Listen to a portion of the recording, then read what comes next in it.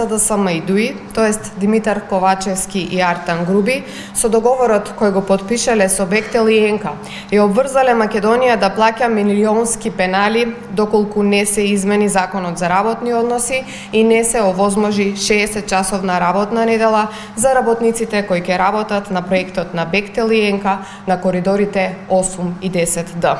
Доколку е вистина, пеналите кои Ковачевски и Груби ги прифатиле како дел од договорот се на директна штета на државата и надвор од нивните овластувања како извршна власт. Согласно извадокот од договорот кој го виде македонската јавност, се обврзале во рок од 45 дена од денот на потпишување на договорот да го сменат законот за работни односи и да воведат 60-часовна работна недела, во спротивно треба да исплатат еднократни пенали во висина од 53 милиони евра. Плюс тие се обврзале секој месец да исплаќаат дополнителни 1.265.000 евра на име постојани пенали додека трае договорот, доколку не се измени законот и не се воведе 60-часовна работна недела. И Ковачевски, и Груби ја злоупотребиле својата службена положба и овластување и за ова мора да има одговорност. Дополнително, треба да се нотира дека и Ковачевски и Груби потпишале договор кој содржи елементи за кои Уставниот суд се изјаснил дека се противуставни. Имено, на седница на 13 јули 2022 година Уставниот суд донесе одлука за укинување на оспорениот член за 60-часовна работна недела кој беше дел од законот гласан во собранието за Бехтел и ЕНКА, бидејќи е во спротивност со темелните вредности владењето на правото предвидена во член 8 став 1 алинеја 3 од Уставот. Како исто така како спротивен на членот 9 кој граѓаните пред Уставот и законите се еднакви.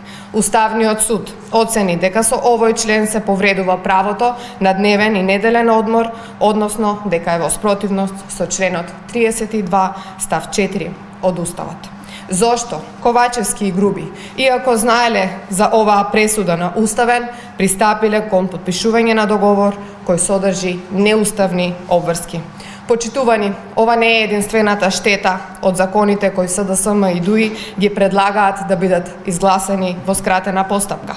Власта, спротивно на сите европски практики, му овозможува на изведувачот инстант пренамена на земјоделското земјиште и шуми во градежно земјиште. Со ова се прескокнуваат голем број на институции, комисии, но и се дерогира системот. Власта го оштетува буџетот и преку измените на закон со кој изведувачот се ослободува од даноци, царини, акцизи. Со законските измени предложени од власта, му се овозможува на изведувачот да може да врши експлоатација на минерални суровини во било кој дел од Македонија само со одлука на влада и до 6 месеци по завршување на проектот. Со ова повторно имаме прескокнување на министерства, на институции и се анулираат закони.